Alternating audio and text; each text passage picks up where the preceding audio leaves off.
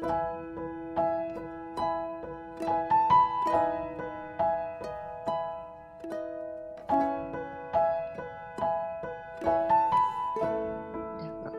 terima kasih Tania sama Jennifer untuk sharing ilmunya. Sebelum yang lain tanya, saya mau tanya dulu. Kan kalau saya mengobati anak autis itu targetnya 1 bicara, 2 sekolah. Ya, nah sekarang sekolah itu biasanya tergantung 1 kemampuan dia, IQ-nya dia. Nomor 2 ada perilaku maladaptif apa tidak. Kalaupun dia pintar, bicaranya bagus, segala macam, tapi kerjanya mukulin orang, dia tidak diterima di sekolah. Ya, nah ini yang akan menjadi problem, sehingga kita harus menghindari perilaku negatif. Ya, tapi pertanyaannya sekarang, kalau perilaku maladaptif itu harus semuanya dihilangkan apa tidak? Nah, Saya jawab duluan atau Jennifer mau jawab? Ya itu dulu lah. Menurut saya, perilaku yang bermasalah tentunya harus dihilangkan. Saya juga setuju sama Profesor bahwa iya benar, kita harus bisa mengajarkan anak-anak itu untuk berbicara. Tetapi kita juga harus ingat, untuk bisa mengajarkan anak berbicara, kita harus mendapatkan atensi dari anak itu. Dan kalau misalnya anak itu masih mempunyai perilaku maladaptif, akan susah untuk kita mengajarkan anak itu apa-apa. Jadi biasanya sebelum kita assessment skill, kita akan mengakses barrier-barrier atau barrier-barrier yang perlu kita navigasikan sebelum kita bisa mulai mengajarkan anak skill.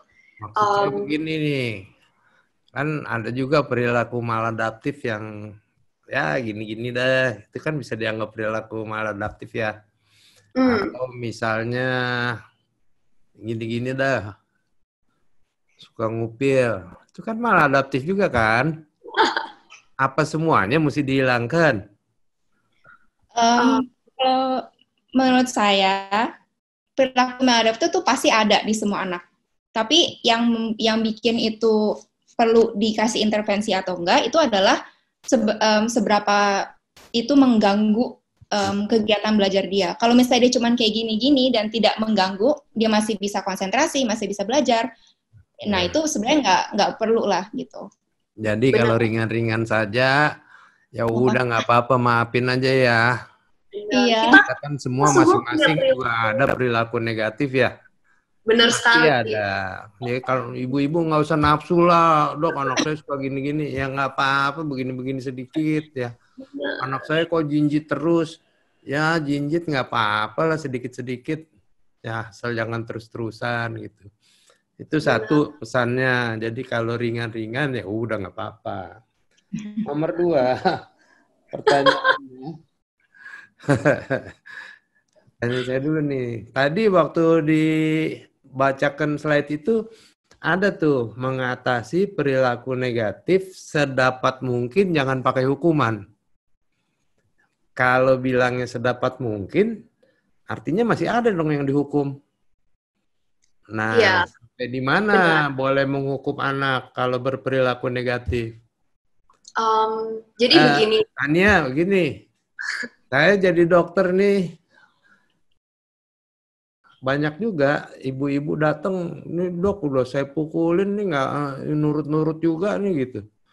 Sebaliknya banyak juga ibu-ibu yang datang dipukulin sama anaknya. Ini biru-biru dok, dipukulin sama dia, digigit segala macam. Nah, sampai di mana kita bertahan mengatasi perilaku negatif tanpa menghukum? Iya, itu pertanyaan yang sangat bagus dan itu sangat kontroversial juga ya di bidang behavior analysis.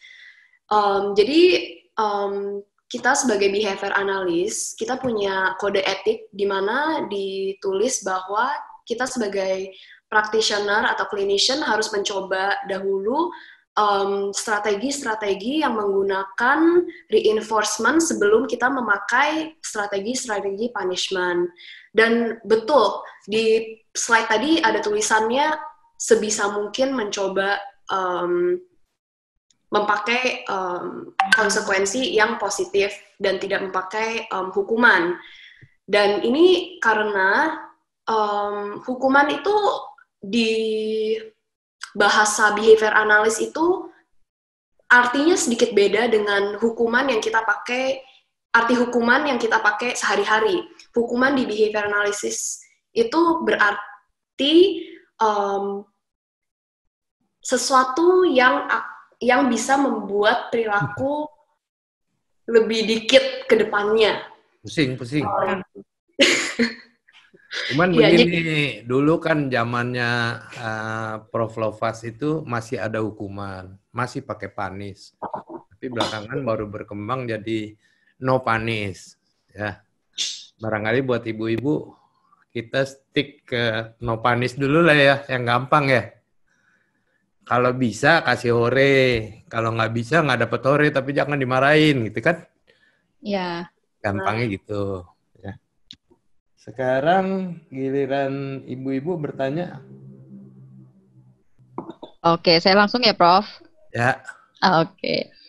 Oh ya, mau nambahin dikit tadi. Setuju, Prof. Sebenarnya kita di behavior analysis juga ya betul yang tadi Tania bilang, hukuman itu bukan beda pemahaman kami dengan pemahaman hukuman secara awam, dan hukuman itu bukan berarti hukuman fisik ya, ibu-ibu, bapak-bapak, itu udah sangat dilarang, apalagi sekarang ada hak anak ya gitu, ada kita bisa juga di-show loh sama anak gitu. Oke.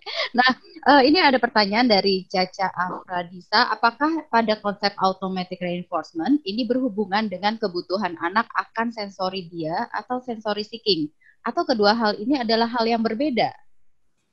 Oke, silakan. Oke.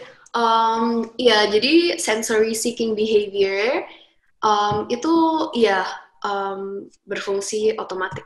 Jadi pengertian ibu benar. More often than not, sensory seeking behavior, jadi kayak mencari sensori gitu kan. Misalnya, anak-anak kan suka begini-begini kan, biasanya kalau anak autis suka yang hand flapping namanya itu tuh bisa dikategorikan sebagai sensory seeking behavior dan emang benar berfungsi otomatis. Ada yang ditambahkan? Jen mau tambahkan? Jadi ngilanginnya gimana? Jadi ngilanginnya gimana? Menghilangkannya ada yang ini ribet lagi, pokoknya kalau misalnya ada yang profesional atau dokter-dokter yang interested, ada yang namanya competing stimulus assessment. Jadi assessment lagi yang panjang. Habis itu kita harus mencari sebuah pengganti, benar. Jadi kita harus mencari behavior pengganti. Bu Rahman. Iya. Dari Ibu, sorry kok hilang. Ibu Rahmawati, iya. Kalau anak-anaknya sedang toilet training, tapi kalau jam pipis dibawa ke WC dia malah guling-guling dan mencakar. Bagaimana mengatasinya? Ya udah, oke, Jen atau Tania mungkin? Tania? Tadi pertanyaannya tentang toilet training ya? Jadi anaknya, saya mau bertanya, anak saya sedang toilet training. Ketika jam pipis dibawa ke WC, tapi dia malah nggak mau, malah buang badan, mencakar. Nah, bagaimana mengatasinya nih? Ya, jadi dari komen Ibu, sepertinya anak Ibu mencakar dan mengguling-guling tuh karena dia pengen escape ya, yang tadi kita sudah bahas. Salah satu dari fungsi yang kita sudah bahas adalah escape dari demand. Dan dalam situasi yang Ibu telah bahas tadi, mungkin anak Ibu emang nggak suka toilet dan memerlukan intervensi yang menargetkan fungsi escape. Dan sejujurnya banget, intervensi-intervensi buat escape itu biasanya perlu di-individualize untuk anak ibu sendiri. Jadi mungkin ibu bisa either contact profesional yang tadi udah ada di presentasi, atau mungkin minggu depan kalau hadir webinar yang akan membahas intervensi masalah perilaku, bisa mendapat ilmu dari situ juga. Oke, jadi ada beberapa kemungkinan ya, bisa jadi mungkin escape-nya karena misalnya dia tidak nyaman di toiletnya gitu ya, ada issues sensoriknya, atau bisa jadi ada alasan escape yang lain. Pokoknya intinya mau escape sebenarnya gitu ya. Boleh nggak digantungin mainan lucu-lucu di toilet? Boleh, terserah. Kayak aku kalau misalnya toilet training, biasanya membuat toilet seasik mungkin. Jadi aku pasang video, aku kasih mereka mainan, semua ada akses yang mereka suka, semua di toilet. Jadi dengan bikin seneng ya? Bikin seneng. Jadi aku nggak tahu kenapa, tapi anak-anak tuh, klien-klien aku banyak yang takut sama toilet. Jadi masuk toilet langsung nangis gitu. Nah, dari kita ngasih akses ke barang-barang yang mereka suka, mereka akan mengasosiasikan toilet itu dengan hal-hal positif. Jadi anak itu akan lama-lama, oh kalau aku ke toilet, aku mendapatkan hal-hal yang menyenangkan ini, jadi aku akan ke toilet. Jadi itu salah satu teknik yang benar bisa dipakai. Oke. Terus nih. Oke, berikutnya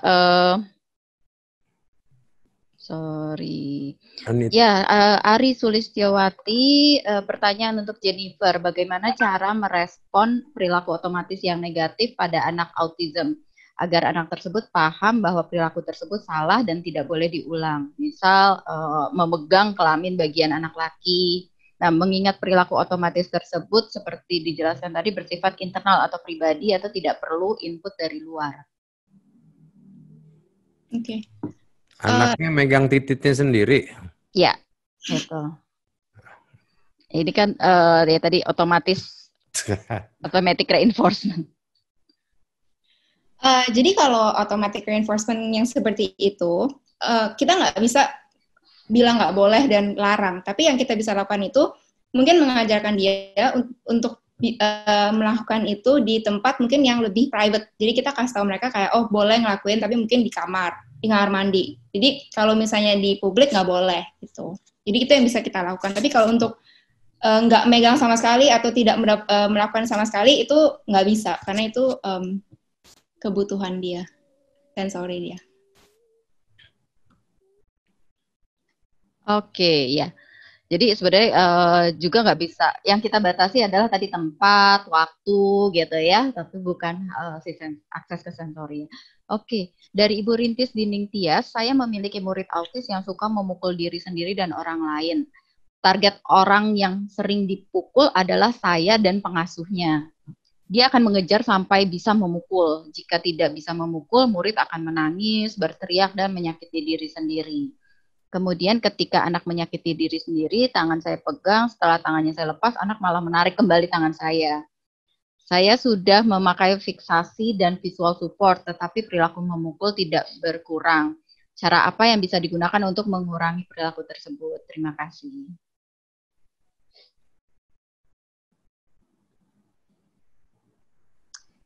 Ya, seperti yang tadi kita sudah bahas di presentasi, intervensi yang akan work, yang bakal bisa mengurangi perilaku bermasalah adalah intervensi yang langsung mengatasi fungsi dari perilaku bermasalah itu. Jadi tadi Ibu bilang Ibu memakai visual support untuk mengurangi perilaku anak itu untuk memukul. Dan visual support sepertinya artinya tidak mengatasi fungsi dari perilaku memukul itu. Jadi saya sarankan Ibu untuk either mengkoleksi data untuk mengetahui fungsi dari perilaku itu apa dulu, Ibu bisa ngelakuin sendiri atau minta bantuan dari profesional yang tadi yang Ibu Kristi sudah share di comment section. Dan dari situ bisa membuat intervensi yang appropriate buat perilaku memukul itu.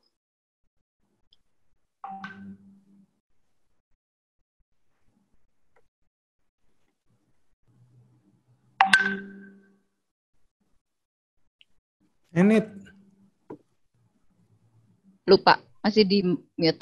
Oke, berikutnya dari Rizky Amelia. Anak saya 1 tahun 10 bulan, belum bisa bicara, atensinya kurang. Saya ke dokter tumbuh kembang dibilang autis, diberi obat-obatan, dikatakan bila mau terapi harus di atas 2 tahun. Terapi apa yang bisa saya lakukan di rumah ya? Terima kasih. Nah, ini bagian Prof juga kayaknya. dikasih obat salah, nunggu 2 tahun salah.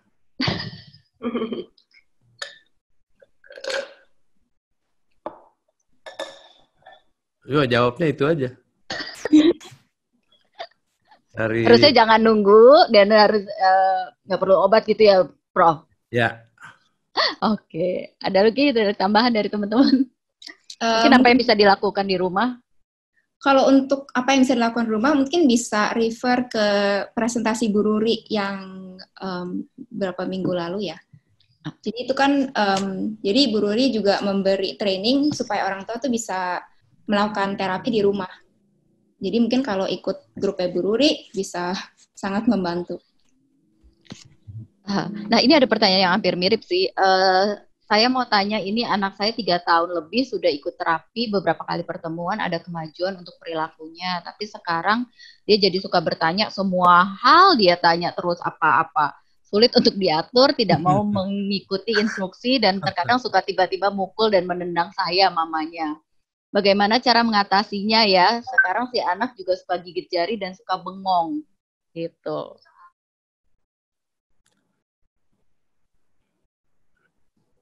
Nomor 1 udah untung anaknya mau nanya, mau ngomong.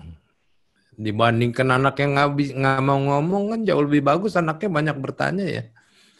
Menurut saya sih dijawab aja kalau dia bertanya gitu. Benar. Tapi ya saya agree, bagus banget anak ibu bisa bertanya-tanya, karena skill untuk bertanya itu sebenarnya salah satu skill yang paling susah untuk diajarin. Jadi anak ibu hebat sekali. Tapi saya mengerti bahwa ibu mungkin ada concern bahwa mungkin menanya pertanyaan setiap menit itu tidak fungsional, benar. Dan dalam saat itu mungkin apa yang bisa dilakukan adalah kita bisa mengajar anak itu, oh dalam saat-saat ini kamu bisa bertanya pertanyaan, tapi dalam saat ini kamu tidak boleh bertanya pertanyaan.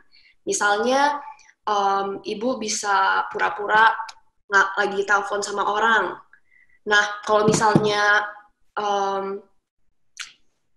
anak itu bertanya pertanyaan ke ibu bisa bilang, oh kalau misalnya aku lagi telepon, kamu nggak boleh nanya aku pertanyaan, karena itu tidak fungsional gitu. Jadi intinya itu mencari-cari signal-signal, jadi memberitahu anak ibu itu signal-signal apa yang dia perlu perhatikan untuk bisa tahu kapan dia boleh bertanya dan kapan dia tidak boleh bertanya. Jelas gak? Jadi nanya bagus, tinggal dipoles aja sedikit ya. Tinggal dipoles saja, bisa dipoles. Oke, dipoles kapan boleh nanya, kapan dia harus nunggu, seperti itu ya. Nah, kalau masalah tidak patuhnya tadi tuh, suka tidak patuh gimana tuh katanya. Kalau malah sama mamanya malah ditendang. Gitu. Mungkin itu harus dicari tadi ya. Fungsi perilakunya sebenarnya apa gitu. Benar. Oke. Nah, berikutnya dari Wilianti, bolehkah kita sebagai orang tua menunjukkan bahwa kita marah tanpa mukul jika anaknya ngeyel terus? Anak ASD usia 12 tahun. Gitu. Untuk video yang tadi ada di presentasi, anak yang kakinya pura-pura kram, bagaimana cara ortu mengatasi perilaku seperti ini?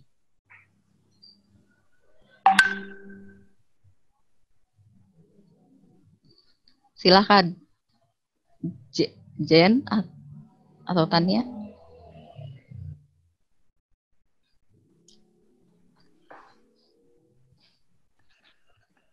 Halo? Halo? Yes? Oke. Yang dari Ibu Wilianti, bolehkah kita sebagai ortu menunjukkan bahwa kita marah tanpa pukul jika anaknya ngeyel terus? Karena anak usianya 12 tahun nih. Iya. ASD 12 tahun. Panis Gimana jadi. ya? Apa, Prof? Panis jadi. Nggak menunjukkan marahnya aja, tapi sebenarnya nggak mukul gitu. Oh. Saya sendiri mungkin yang lain tidak agree, tapi menurut saya kita sebagai manusia harus boleh lah kayak mengekspresikan perasaan-perasaan kita. Jadi ibu dan bapak kalau misalnya lagi sedih, emang lagi senang atau lagi marah, jangan ngerasa harus ditutupin karena lama-lama diri sendiri juga kependep, ntar kita sendiri rasanya tidak enak ya. Jadi kalau mau show ya show, it's fine gitu. Terus part 2 dari pertanyaannya adalah tentang kram itu ya? Yes. Dan bagaimana mengataskannya. Mengatasinya. Jadi di video yang kita nonton tadi, itu fungsi dari, lagi kita balik ke fungsi dari perilaku. Fungsi dari perilaku anak itu adalah atensi. Artinya anak itu melakukan perilaku itu yang pura-pura kram itu karena dia pengen perhatian dari orang tua. Dan ini itu cara dia mencari perhatian tuh salah, ya kan? Jadi kita harus mengajari dia cara mencari perhatian dengan benar. Jadi untuk menjelaskan ini dengan cara simple, kita harus mengajarkan anaknya. Jadi kalau misalnya anak itu pura-pura kram, kita bisa langsung bilang kayak membantu dia untuk meminta atensi dengan benar. Jadi mungkin ajarin dia cara tap shoulder atau bilang, halo Bu, main sama aku dong, begitu. Tapi ya begitu, simpelnya begitu. Oke. Ya intinya dicarikan, jadi kalau dia misalnya atensinya adalah, fungsi perilakunya adalah atensi, mungkin diajarkan alternatif perilakunya tadi ya Tan ya, gitu, bahwa dengan colek, manggil mamanya kayak gitu ya. Oke. Oh ya, aku mau nambahin juga nih kalau dari sisi ilmu psikologi juga sebenarnya boleh kok kita menunjukkan kita marah, karena anak justru gak baik ya kalau kita nggak ajarin juga ngerti emosi orang lain gitu. Jadi cuman kan balik lagi ekspresi emosinya juga nggak pakai fisik gitu ya. Kemudian juga marahnya bukan kita tujukan kepada si anak, tapi sebenarnya lebih kepada perilaku yang mungkin kita nggak sukain. Mungkin itu sih yang kita bisa tambahkan. Misalnya kalau kita marah, mama nggak suka, mama marah karena kamu misalnya tadi ngelempar barang, bukan karena kamunya gitu. Oke. Mungkin masih banyak nih, cepetan. Iya, banyak banget. Desire, mau tanya, anak saya SD kelas 2 suka ngobrol sendiri dan bengong dan pelupa. Pernah gurunya bilang waktu sekolah dia pernah di tengah pelajaran dia senyum dan ketawa-tawa sendiri. Yang ingin saya tanyakan, apakah normal seperti ini? Kalau memang tidak, terapi apa yang harus anak saya jalani? Iya, jadi sebenarnya klien-klien aku banyak yang begitu juga. Jadi ibu jangan khawatir, apalagi kayak anak-anak yang mempunyai autisme. Aku banyak banget klien yang suka ngomong sendiri, ketawa sendiri, dan itu tuh dan perilaku itu adalah salah satu simptom-simptom autisme yang namanya mungkin stereotipi, bisa scripting namanya. Salah satu jenisnya yaitu scripting. Jadi anak itu bisa, yang kita pahami ya, mungkin ini salah, kita belum tahu, tapi kayak intinya tuh anaknya tuh lagi menonton sesuatu di kepala dia. Dia lagi mengulangi situasi yang telah terjadi sebelumnya di kepala dia, dan dia ketawa-ketawa sendiri, dan dia kayak lagi menonton film tapi di kepala gitu. Jadi perilaku itu sangat normal, apalagi buat anak-anak yang mempunyai autisme. Jadi ibu nggak usah khawatir, nggak apa-apa. Oke, ini Ibu Siska, kami lembaga PAUD pada jenjang nursery belajar secara online atau virtual learning. Bagaimana agar ortu mau bersinergi untuk mendampingi siswa selama online? Karena terkadang ada beberapa anak yang tiba-tiba hilang, lari-lari. Padahal kami memahami bahwa situasi ini peran ortu sangat penting. Mohon masukannya dari segi behavior mungkin bisa seperti apa ya?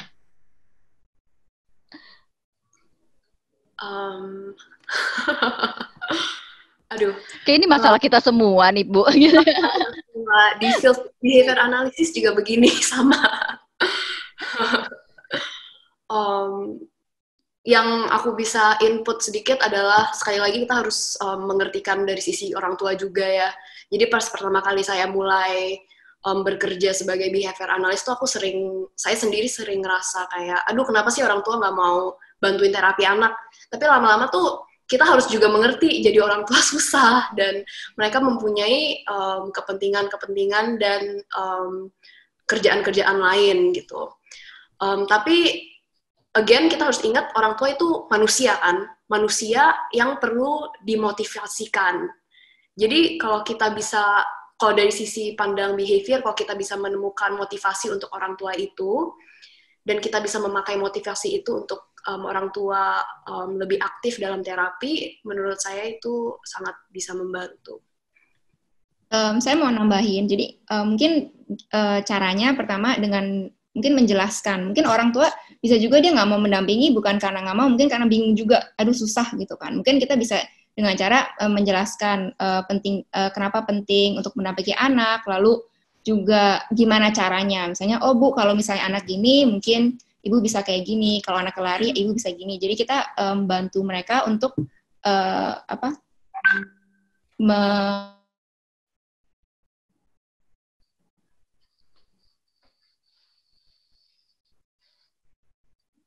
Jen, seperti sinyalnya hilang ya, Jen. Iya, tadi internetnya mati bentar juga. Sementara nunggu nih, ada pertanyaan dari Pak Solihin. Umur 3 tahun belum jalan, belum bicara. Pak, kalau yang ini lain masalahnya ya. Bapak konsul aja nanti di Instagram apa di mana nih? Ini bagiannya Prof ya. Gitu. Ini ada juga nih Prof, pertanyaan buat Prof dari Chinlung Solihin. Iya yang tadi ya. Oke, tapi anaknya 2 Prof. Iya makanya nih. Umur 4 dan umur yang kedua umur 3 gitu ya. Itu harus di. Nah ini juga lain nih, bukan. Nah, ini ada lagi bagaimana membedakan anak sedang melakukan perilaku maladaptif dengan anak sedang melakukan sensory seeking. Untuk perilaku maladaptif mungkin perlu diberikan punishment, misalnya diberi deep pressure untuk anak yang suka lompat-lompat gitu. Apakah untuk perilaku maladaptif perlu diberikan punishment gitu ya?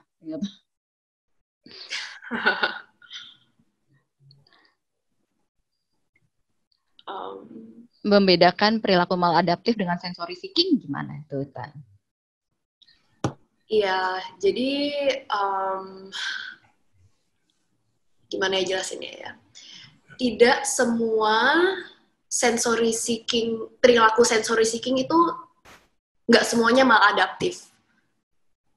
Jadi seperti yang tadi kita sudah bahas di presentasi, perilaku maladaptif adalah perilaku yang menghindari individu itu untuk berfungsi normal sehari-hari. Jadi apabila perilaku sensori itu tidak menghindari individu itu untuk berfungsi sehari-hari, artinya perilaku itu tidak apa dan tidak dalam kategori tidak harus intervensi gitu ya? Ya, benar-benar. Terima kasih, Mbak Anita. Maaf ya Bapak Ibu, Tania memang kebalamaan di Amerika nih kayaknya. Iya, maaf ya. Oke, ya, jadi memang nggak semua perilaku sensory seeking itu maladaptif sebenarnya ya, gitu. Ada yang it's okay lah, gitu kan. Kita juga punya perilaku sensory seeking, gitu. Semua orang juga punya perilaku sensory seeking. Tapi seberapa mengganggunya, kalau sampai mengganggu fungsinya si anak sehari-hari, baru perlu kita intervensi. Kalau enggak, gitu, ya kan? Betul, betul. Oke, Santi Surya, anak saya laki-laki ASD usia 6 tahun 4 bulan sudah memegang payudara perempuan dewasa lain. Nah, udah dimarahin, ditegur nggak mempan. Bagaimana cara menghentikannya? Sekali lagi, yang seperti yang tadi kita sudah bahas, kita harus tahu fungsi dari perilaku itu.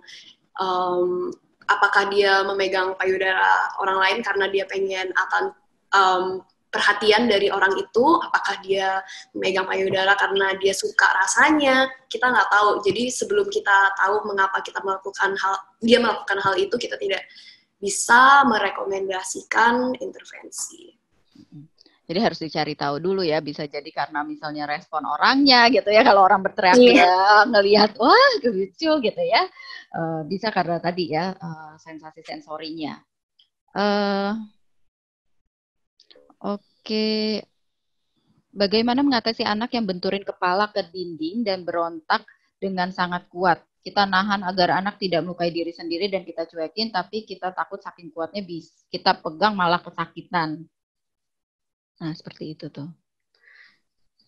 Iya, jadi sekali lagi kita harus tahu fungsinya dari perilaku sebelum kita bisa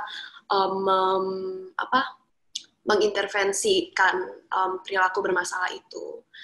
Dan tadi komen yang kedua, dia takut dia menyakitkan anaknya. Iya, jadi sebenarnya karena nahan gitu, tapi kan nahannya harus kenceng, tapi jadi takut sebenarnya saking kuatnya sebenarnya malah menyakiti anak nggak sih? Iya, jadi sedikit background, saya sekarang lagi bekerja di fasilitas yang untuk anak-anak yang berperilaku sangat berbahaya.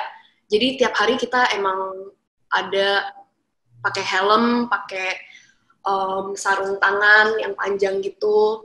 Dan kita setiap hari kalau misalnya anaknya perilakunya terlalu ekstrim dan dia menyakiti diri sendiri, kita emang memegang anak itu. Jadi kita yang namanya protective hold.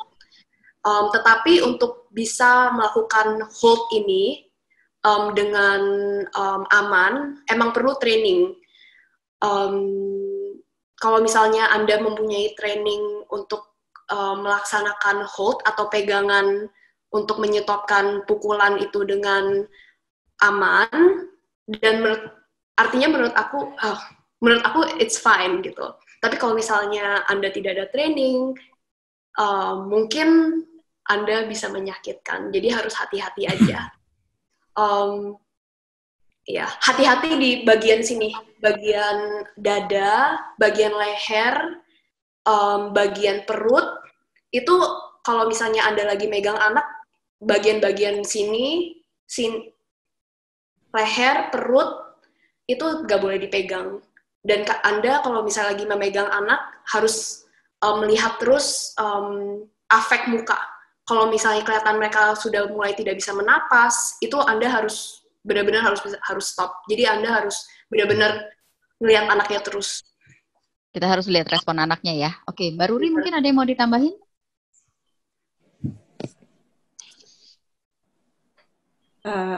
Udah bisa kedengeran ya? Sudah, jelas. Oke, terima kasih. Sebetulnya saya pengen nambahin itu, ini terutama orang tua ya. Dari tadi ngomongin orang tua, saya ini orang tua, selain profesional. Jadi saya tahu banget, ya lumayan tahu lah ya, 24 jam menghadapi anak saya yang memang autis ya, sekarang usianya 10 tahun. Pesan saya dan juga pengalaman saya nih ya, dengan saya menghadapi klien-klien. Pengalaman pertama adalah yang pesan saya kepada orang tua nih. Terus terang klien yang bukan saya menyalahkan orang tua, bukan, tapi kalau anak nangis tantrum itu hal biasa ya, jadi nggak usah terlalu takut, nangis itu normal, nangis itu sehat. Jadi yang pertama, jangan takut anak nangis, jangan takut sama anak nangis, intinya gitu ya. Nanti kita lihat fungsinya, kita analisa. Kemudian yang paling penting, yang paling saya sering temui untuk kepada klien-klien yang problem behavior-nya luar biasa, ya, yang maksudnya yang luar biasa tuh yang kayak ya itu yang udah mukul sendiri. Saya pernah nangani anak yang suka mukul sendiri, lagi terapi itu selalu mukul ke meja, kemanapun, ke meja, ke dinding, ke mana aja, jedutin kepalanya. Anak umur 5 tahun. Terus juga pernah juga yang suka ngeludah, mukul, nendang, pernah juga anak 26 tahun. Itu sih terus terang ya, kalau yang agak parah ya, ini dalam intensitas yang benar-benar parah, yang sekali terapi dalam 2 jam, 3 jam di center itu bisa 20-30 kali. Itu mohon maaf, itu ternyata fungsinya, sebabnya adalah orang tuanya denial. Denial bahwa anaknya dalam arti kata bermasalah, memang kondisinya kebetulan autisme ya. Jadi gimana pun anak itu mungkin merasa kalau dia tertolak. Ya, tertolak. Jadi ini kalau kayak gini, ini sebenarnya yang terapinya gimana? Yang harus diterapi adalah orang tuanya. Kalau saya, selama orang tuanya belum berubah, anaknya nggak akan bisa berubah. Dan kami sebagai profesional, dalam arti kata sekarang saya sebagai profesional ya, itu akan susah banget ngadepin anak-anak yang seperti ini. Karena problem behavior banyak yang timbulnya dari rumah, dimulai dari rumah. Ya, terus kemudian ada lagi tipe orang tua yang mungkin nggak mengerti. Ya itu yang dua itu yang paling susah itu, karena kita harus ya ngadepin orang tuanya, ya mungkin harus ke psikolog kayak ke Mbak Anita ya, orang tuanya yang diterapi. Kemudian yang kedua itu ada anak yang memang bermasalah karena memang orang tuanya nggak tahu ngadepinnya gimana. Ya itu karena memang kondisinya anaknya autis, cara berkomunikasi nggak bisa, terus orang tua mungkin kurang memahami fungsi behavior. Jadi akhirnya behavior ini makin jadi gitu loh, makin jadi dan anak semakin besar. Semakin besar anak, semakin sulit kita nangani karena secara fisik juga kita makin nggak kuat. Kalau anak tantrum katakan 2-3 tahun, di bawah 5 tahun aja ya, lumayanlah kita masih secara fisik bisa tangani dan kita juga masih kuat. Ibaratnya anak kita masih 5 tahun kuat ya. Tetapi kalau anak ini tidak ditangani dari kecil, terus anaknya 10 tahun, 15 tahun, 20 tahun tantrum, apa yang mau nanganin? Jadi untuk bapak-bapak, ibu-ibu, mumpung anaknya masih kecil, terutama yang masih kecil, tolong dipelajari benar-benar yang namanya fungsi behavior, ya. Kalau untuk behavior yang gampang, yang nggak dosa, seperti kalau Prof ngomongnya nggak dosa nih, kayak yang stimming, flapping hand, itu tuh sebetulnya banyak ya, fungsinya banyak gitu. Bisa jadi karena dia nggak tahu mau ngapain, bisa juga masalah sensori, kita harus cari behavior pengganti. Tetapi hal-hal yang kayak gitu beriring dengan anaknya berkembang, biasanya berkurang ya, bukannya hilang sih. Kalau anak autisme stimming rasanya kalau dibilang hilang sama sekali sulit lah ya, tapi bisa kita kurangi. Tapi itu harus dengan treatment yang memang menyeluruh. Terus kemudian untuk behavior yang lain yang selama cuma kayak tantrum biasa tidak menyakiti diri sendiri, coba kita analisa fungsi behaviornya apa gitu ya, apa, terus kemudian itulah fungsinya itu loh. Jangan dikasih atensi atau karena ingin sesuatu, ya ingin sesuatu itu udah pasti jangan dikasih ingin sesuatunya. Tetapi kita carilah cara yang supaya anak baik, gimana cara mintanya. Misalnya kita yang mengajari cara minta. Terus kemudian dari sisi atensi. Jangan lupa ya, marahin untuk anak autisme, terutama yang autisme ya. Marahin untuk anak autisme bisa jadi adalah bentuk atensi. Kadang-kadang kita marahin anak, kan saya udah kemarahin. Iya, anak ibu ngerti enggak marahin itu? Maksudnya marahin tuh ngomong macam-macam panjang-panjang. Emang anaknya ngerti, Bu? Gitu kan? Belum tentu gitu ya. Terus kemudian jangan-jangan dia menikmati itu sebagai bentuk atensi. Nah, itu yang harus kita lihat. Kita lihat dan kita analisa gitu loh. Terus kemudian makanya kalau misal atensi, jangan kasih perhatiannya. Ya, jadi misalnya dia melakukan sesuatu, bisa kita pegang, bisa apa, tapi kita tidak kasih atensinya. Kalau perlu kita memberikan kita malah ngomong sama yang lain, kayak nggak terjadi apa-apa, gitu. Terus kemudian kalau yang masalah yang tadi ya pegang ya masalah yang nggak pantas lah ya dilakukan, misalnya megang tadi payudara orang dewasa atau apa ya, sama megang alat kelamin sendiri, mungkin kita harus lihat juga umurnya berapa. Mungkin kalau anaknya masih kecil itu lebih karena eksplorasi, lebih karena ada fungsi atensinya atau apa. Nah itu ya kita alihkan saja, langsung kita bilang tidak atau kita alihkan. Tidak itu bukan berarti tidak gitu ya, enggak. Kita seperti stop, kemudian kita alihkan. Okay. Karena kan mereka sebetulnya fungsinya bukan untuk eksplor. Tapi kalau anak mendekati puberti, yang tadi ada umur 11 tahun, 12 tahun, nah itu mungkin perlu kita lebih analisa, barangkali ada memang sesuatu kebutuhan yang harus diajarkan. Oke, ini harus dilakukannya di tempat privat, gitu ya. Ini memang agak lebih mungkin beda pendekatan bule sama pendekatan Indonesia ya, nggak mungkin ada nilai-nilai sosial yang mungkin nggak bisa diterima juga di Indonesia. Nah itu mungkin akan kasus per kasus gitu ya. Ada perbedaan culture di kita, perbedaan nilai gitu. Lagi nih banyak nih pertanyaan. Yes, lanjut nih. Yang lucu sih ini nih Prof. Ini lucu. Apakah kurma, telur, kacang tanah, dan jeruk mempengaruhi perilaku autis, Prof? Enggak. Prof dan Mbak Jen dan Mbak Teni, apakah autisme bisa menjadi skizofrenia? Dulu diduga begitu, tapi ternyata sekarang itu dua entiti yang berbeda. Nah, oke, setuju, Prof. Nah, kalau anak ASD berantem sama kakaknya karena diganggu oleh kakaknya, apakah kita harus lerai atau diamkan saja sampai anaknya tenang? Apakah itu termasuk masalah perilaku anak ASD? Iseng banget gangguin kakaknya. Ya kan nomor satu mesti mencegah dulu. Jangan udah berantem baru berusaha dipisahin, dicegah sebelum berantem. Dicegah sebelum berantem gimana ya? Jangan iseng amat anak udah ASD diganggu sama kakaknya. Nah, mungkin ini juga bukan ini kali ya, apakah ini termasuk masalah perilaku anak ASD? Mungkin Jen? Enggak lah. Enggak. Kayaknya ya? enggak ASD kalau diganggu juga pasti marah ya. Iya, semua orang diganggu marah. Jadi mungkin kakaknya bisa pelan-pelan dibilangin gitu. Ya, masih banyak nih. Iya nih, ada salah satu juga nih, bagaimana cara menumbuhkan inisiatif agar anak usia remaja dapat melakukan daily rutin di rumah tanpa disuruh dulu. Anggap saja misalnya cuci piring sendiri, mandi kalau udah sore, tanpa perlu diteriakin. Anak tersebut usianya 13 sampai 15 tahunan.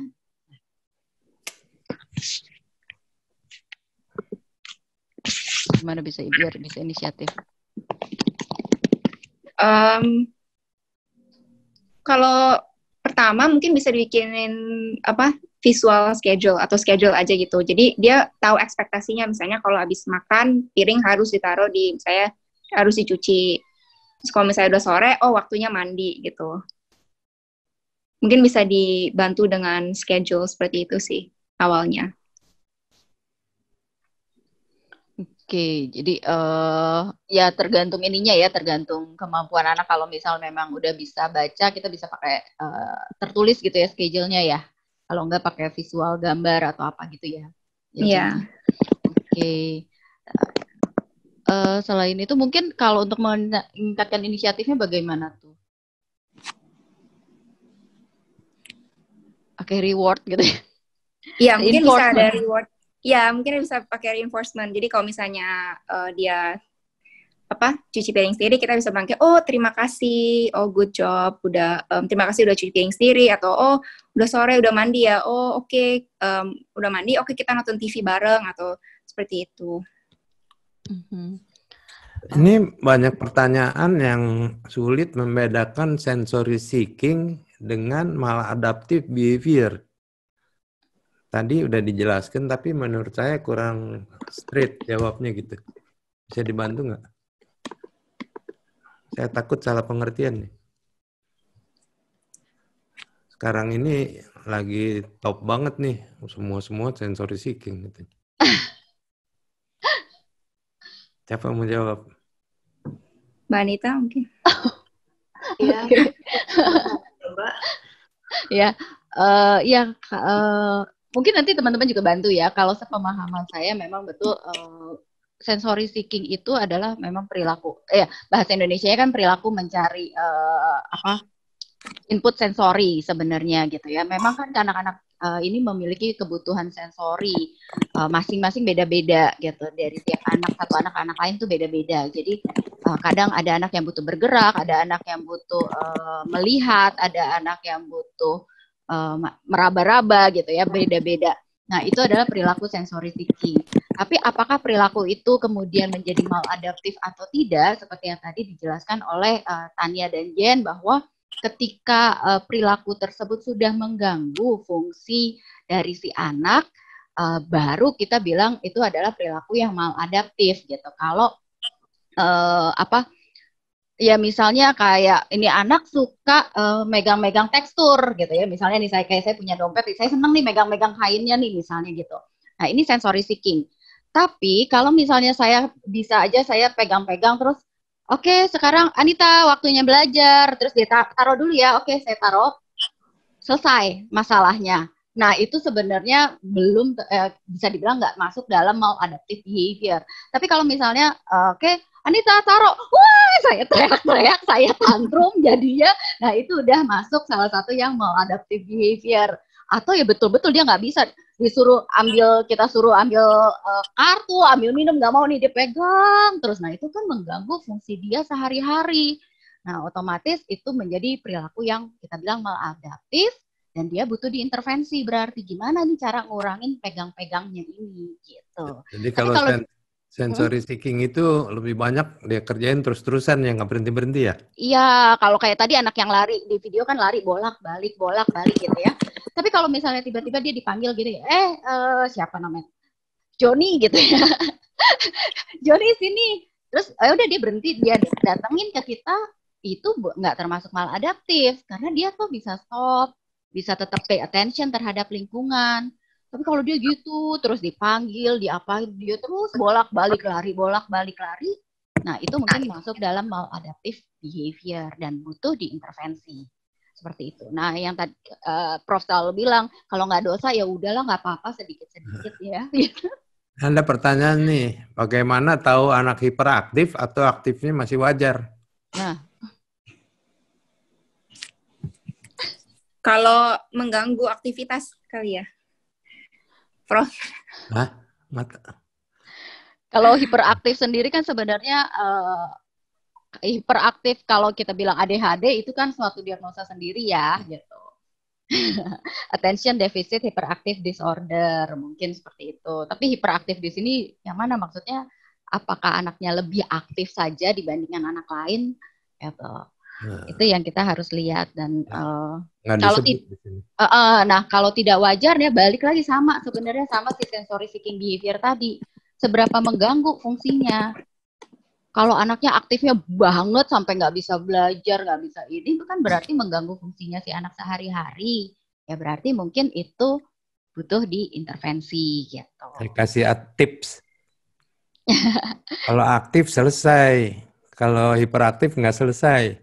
Nah, kalau aktif itu biasanya ada fungsinya, ada tujuannya. Misalnya anaknya, aku mau pura-pura ini, pura-pura anak kesana kesini gitu. Tapi ada point to point yang dia lakukan gitu ya. Tapi kalau hiperaktif mungkin gerakannya lebih tidak bertujuan biasanya. Seperti itu sih. Oke, 2 pertanyaan lagi. Yang mana, Prof? Udah habis, Prof. Ada yang mau nanya langsung kali? Ya, mungkin ada Bapak Ibu yang mau tanya langsung. 2 lagi ya. Silakan angkat tangan kalau ada yang mau bertanya langsung.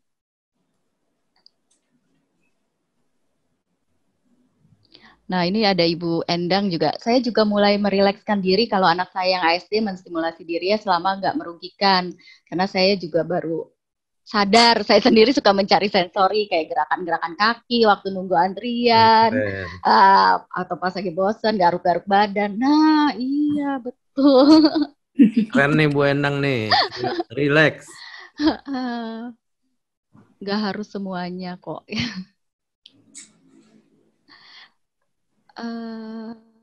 Bedanya apa autis dan skizofrenia, Prof? Nah, ini bagian Prof aja. Ya enggak? Yang lain udah ada halusinasi. Skizofrenia pada anak mungkin ya? Nggak ada suara, berasa dengar suara. Nggak ada lihat sesuatu, berasa nggak ada apa-apa, kelihatan apa-apa, berasa melihat sesuatu. Itu halusinasi. Kalau halusinasi ya udah masuk ke situ lah.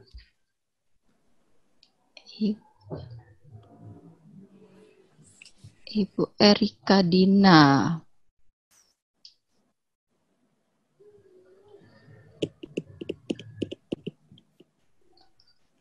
Ada lagi mungkin yang mau, mana ya ini tadi?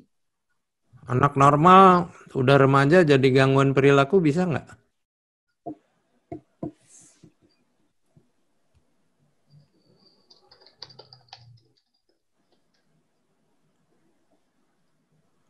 Siapa jawab? Pertanyaannya apa, Prof? Anaknya tadinya normal-normal aja, bukan otis. Tahu-tahu remaja ada gangguan perilaku, ada masalah perilaku. Bisa apa tidak? Gangguan perilaku apa? Nggak dibilang. Kalau menurut saya bisa. Itu Bisa. masa remaja itu masa yang agak aneh lah. Karena kita nggak bisa predik ya. Anaknya baik, tiba-tiba berubah 180 derajat gitu. Cuman pesan saya, ya selain itu entah pergaulan, entah apa, mesti hati-hati juga drugs ya. Kalau anak tiba-tiba perilakunya berubah, hati-hati drugs. Ya sebenarnya sih kalau kita bicara masalah perilaku nggak cuma ada pada anak dengan autistik, anak-anak kebutuhan khusus aja gitu. Secara anak tipikal pun punya masalah perilaku gitu. Cuman kan justru lebih mudah secara behavior lebih mudah diatasi malah ya. Gitu. Oke. Itu sih. Ini oke, udah semua ya, Nit? Ini ada satu pertanyaan, berbahayakah jika anak memiliki teman imajiner? Itu aja sih, Prof. Nah, seru nih. Itu halusinasi apa bukan? Kalau saya sih lihat lagi tergantung usianya nih, Pak atau Bu Ati Bagus, ini anaknya usia berapa gitu. Kita harus lihat lagi dari sana. Karena ada sebenarnya kayak tantrum, anak teman imajiner, ini adalah pada usia-usia tertentu it's normal gitu. Itu yang kita harus lihat. Menurut saya juga nggak apa-apa, teman imajiner boleh-boleh aja. 5 tahun beda anaknya. Ya, teman imajiner sama halusinasi. Kita membayangin lagi dia main sama temennya, tapi ada orang gitu, rambutnya panjang, kita nggak lihat orangnya rambutnya panjang mana. Nah itu Six sense, itu halusinasi namanya. Ntar six sense dok kalau di Indonesia. Hah? Six sense ada bisa lihat-lihat katanya. Ya kalau 5 tahun sebenarnya masih termasuk wajar sih Pak Bu, anak punya teman imajiner ya, it's okay. Ini anak 12 bulan dikasih bantal favoritnya langsung isep jempol dan susah diajak main. Kalau tidak dikasih bantal bisa diajak main. Gangguan apa bukan? Punya bantal favorit.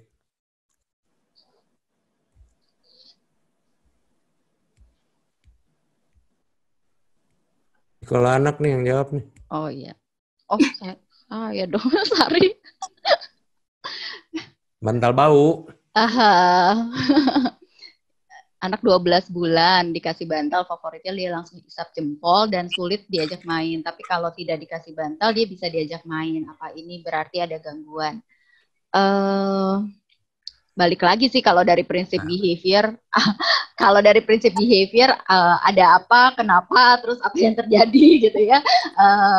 Baru ya, 12 bulan. Iya, tapi nah itu dia. Kalau misalnya 12 bulan, kemudian dia memang dalam situasi misalnya memang habis main gitu ya, terus dikasih bantal, ya mungkin balik lelah, nah langsung isap jempol. Ini kan adalah satu proses si anak ini meregulasi diri gitu ya, menenangkan dirinya, calm down lah gitu ya. Nah kalau dia lagi berusaha menenangkan diri terus kita diajak main, dia pasti nggak mau. Kita juga kalau lagi kita butuh me time terus tiba-tiba kita diajak main, ya kita juga tar dulu ya butuh me time gitu kan, waktu sendiri gitu ya, saya butuh menenangkan diri.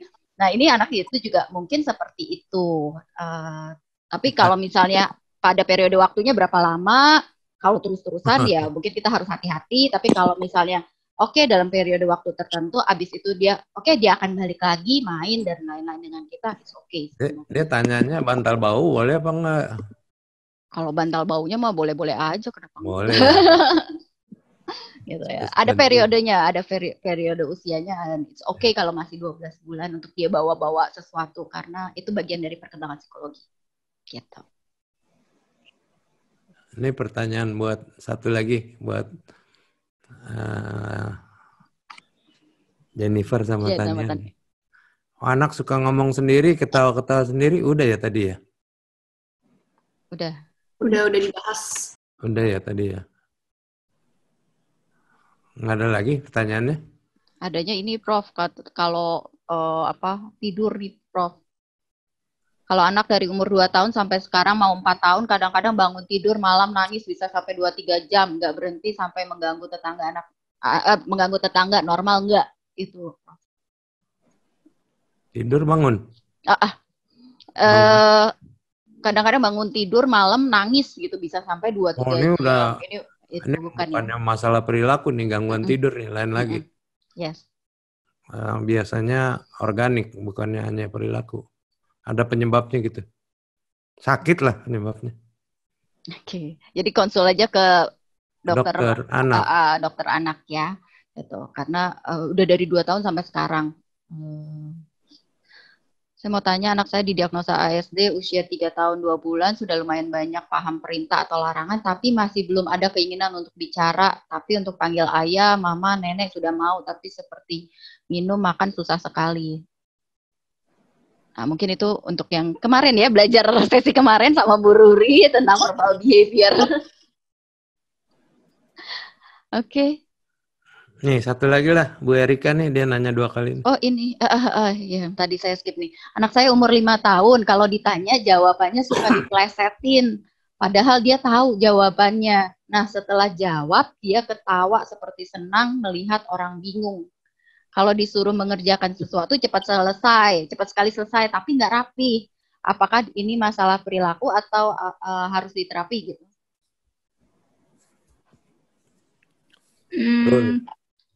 Sepertinya kalau yang jawab diplesetin itu mungkin perilaku ya, karena dia udah tahu kalau misalnya lihat reaksi orang bingung, dia langsung ketawa-ketawa karena dia kayaknya pengen reaksi dari orang itu. Mungkin bisa dicoba dulu di rumah, dengan kalau misalnya udah tahu fungsinya apa, bisa coba mungkin nggak kasih atensi dulu atau bagaimana. Kalau misalnya masih itu mungkin bisa konsultasi dengan profesional. Cepet selesai tapi nggak rapi gimana? Kalau apa? Anak disuruh mengerjakan sesuatu cepat selesai tapi tidak rapi. Mungkin kita bisa kasih tahu ekspektasinya apa. Jadi kita kasih tahu ekspektasi kalau misalnya kamu udah suruh ngerjain ini, kamu nggak cuma harus menyelesaikannya, tapi juga harus rapi. Kalau misalnya mungkin kalau nggak rapi, mungkin bisa harus kerjain lagi, atau mungkin kita bisa bilang pelan-pelan, nggak usah cepet-cepet gitu. Mungkin kalau dia bikinnya lebih rapi, kita bisa kasih reinforcement. Tapi kalau mungkin cepet-cepet nggak rapi, mungkin kita nggak usah kasih reinforcement gitu. Jadi kalau dia rapi, kasih hadiah. Kalau nggak rapi, nggak dikasih hadiah ya. Oke. Nggak ada lagi, kita udah selesai. Oke. Jadi terima kasih banyak pada Tania dan Jennifer sudah berbagi ilmunya. Mohon dilanjutkan nih minggu depan atau kapan tentang bagaimana mengatasi perilaku negatif ya. Ya, kan sekarang mengapa muncul perilaku negatif. Nanti bagaimana mengatasinya. Kita cari waktu lagi ya. Terima kasih untuk Jennifer dan Tania. Saya nggak tahu nanti minggu depan atau kapan siapa yang mau maju. Ya, untuk ibu-ibu dan bapak-bapak yang sudah mengikuti acara ini juga terima kasih banyak. Moga-moga ada manfaatnya. Selamat siang.